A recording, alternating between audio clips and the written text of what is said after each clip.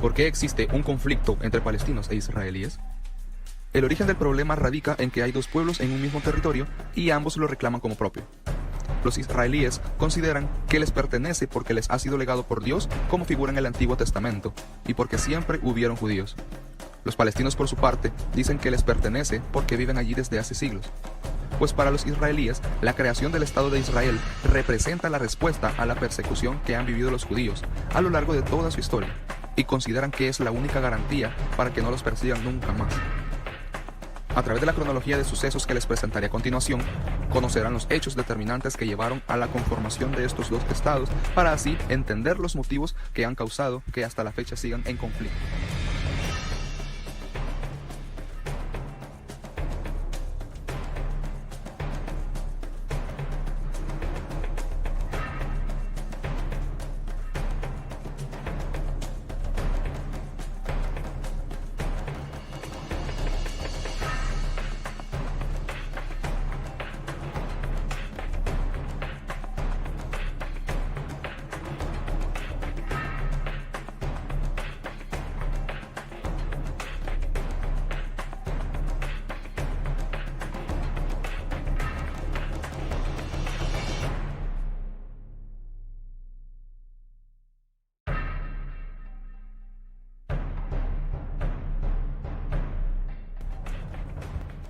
Gran Bretaña buscaba vencer al Imperio Otomano, y para ello vieron como una estrategia ideal apoyar el nacionalismo árabe.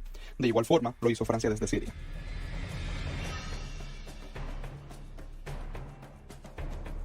Francia. En este acuerdo, Gran Bretaña y Francia, posteriormente Rusia, se dividirían los territorios del Oriente Medio tras finalizada la guerra. Palestina pasa por medio de la Sociedad de las Naciones a ser un protectorado de Gran Bretaña.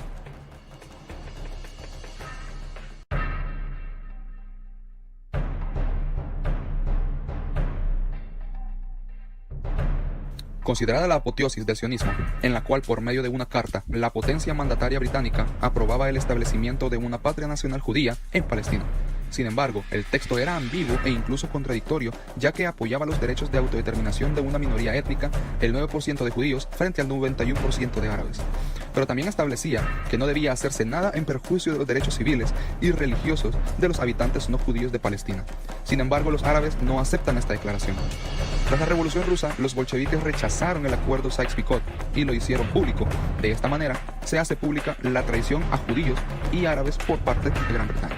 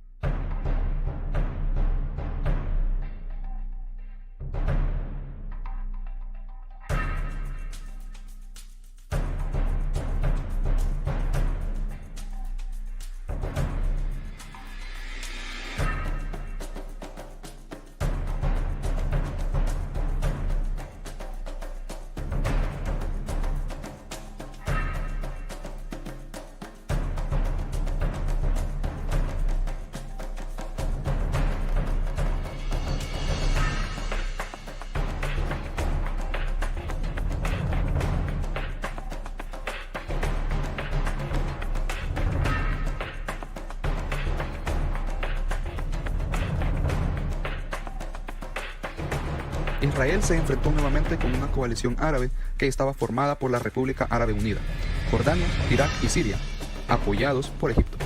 La superioridad militar de los israelíes era evidente, y los árabes cayeron derrotados. Los cascos azules de la ONU separaron ambas tropas en un marco de paz inestable. Y durante esos 6 días de guerra, Israel ocupó Cisjordania, Gaza y la península de Sinaí. Fueron en esas zonas donde se formaron entonces grupos guerrilleros para recuperar los territorios perdidos. También se organizaron en torno a la OLP, que comenzó una campaña terrorista contra Israel, utilizando Jordania como base de operaciones. ¿Qué son los asentamientos judíos? Son comunidades construidas por Israel en territorios ocupados a los palestinos. Quienes viven en ellos son llamados colonos, son pueblos protegidos por vallas, muros y por la fuerza de la seguridad israelí. Israel comenzó su construcción durante la Guerra de los 6 días. Sin embargo, la comunidad internacional, la ONU y la Corte Internacional de Justicia considera estos asentamientos ilegales, ya que la Convención de Ginebra prohíbe que un país traspase su población a un territorio que sea ocupado militarmente. Sin embargo, los israelíes lo consideran un territorio no ocupado. Argumentaban que dicho principio no aplicaba para Cisjordania, porque antes de la guerra de 1967 no había un poder soberano legítimo.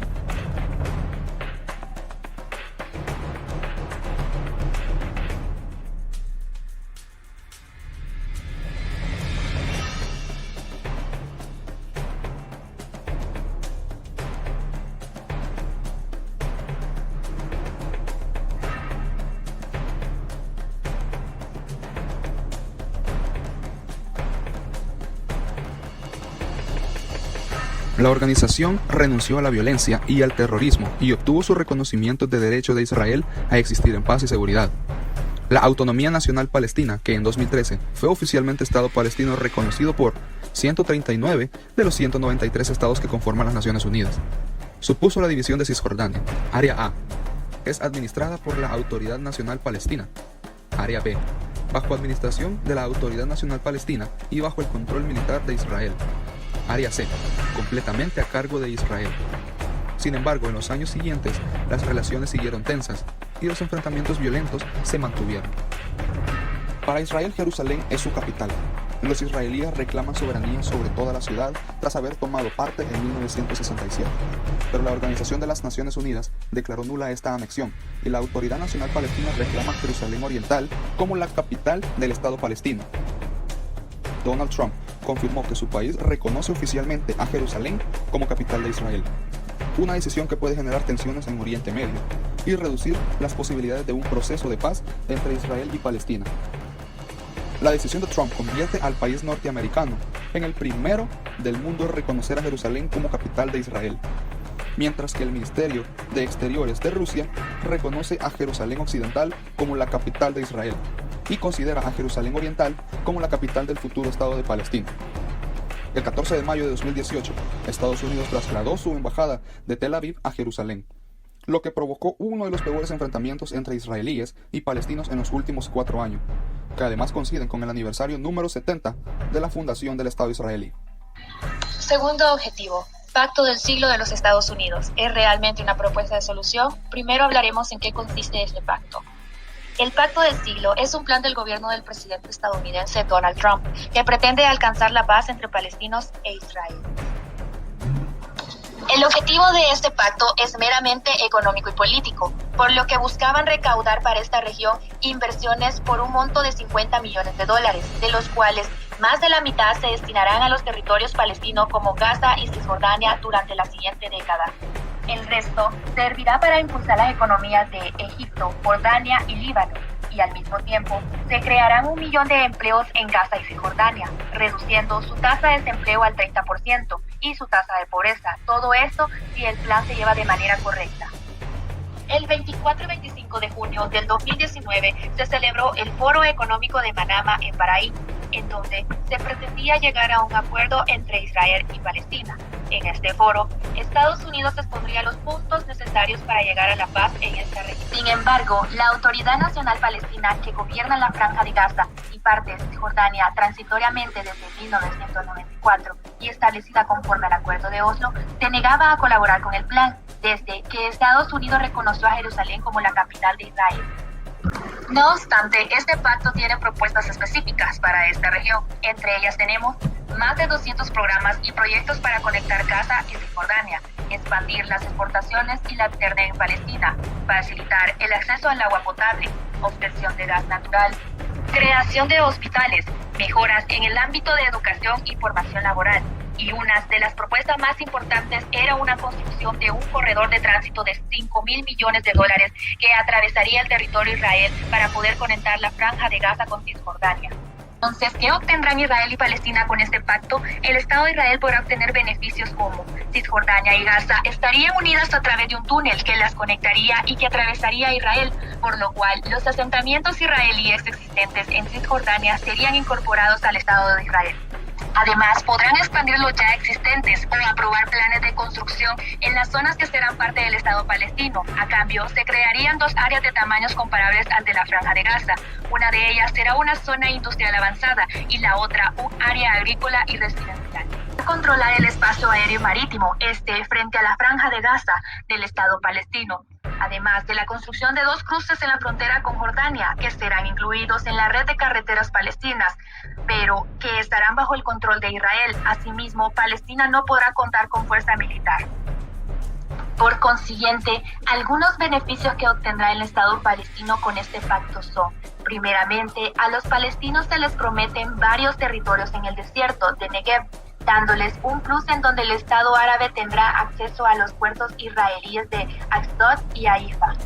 Tendrán la oportunidad de contar con un Estado independiente en un plazo de 4 años, siempre y cuando desarmen al grupo Hamas y la Yihad Islámica, con el fin de que no sea una amenaza para Israel. Además, recibirá una inversión de $50 millones a lo largo de 10 años para su desarrollo económico. ¿Qué pasará con los refugiados palestinos? El pacto establece 3 opciones. 1. La opción para aquellos registrados en la Agencia de la ONU para los Refugiados Palestinos. 2. La integración en sus países actuales de acogida. 3. Su reasentamiento en los países miembros de la Organización de Cooperación Islámica que los acepten. El pacto del siglo se observa que va más allá de querer negociar la paz entre los estados.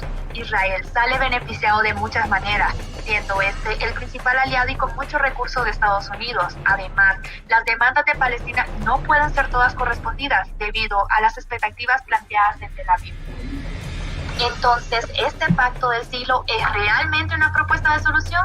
Por todo lo previamente mencionado, se puede concluir que este pacto no es una verdadera propuesta de solución, aunque sí busca de alguna manera disminuir los conflictos que durante tanto tiempo han afectado a Israel y Palestina. El pacto no fue del todo equitativo porque no existió una verdadera negociación ni acercamiento directo entre los representantes para poder crear un pacto capaz de comprender las demandas de ambos. Además, buscar darle una solución, lograr un acuerdo final y su firma, así como la facultad de Estados Unidos de ser un mediador. Pero en su lugar, únicamente se conformó el pacto entre Estados Unidos e Israel, sin presencia previa de Palestina, buscando Estados Unidos solo el beneficio mayor para Israel y que todo lo que sucediera después del pacto sea para la llamada familia imperial, llámese Estados Unidos e Israel como aliados en el campo internacional.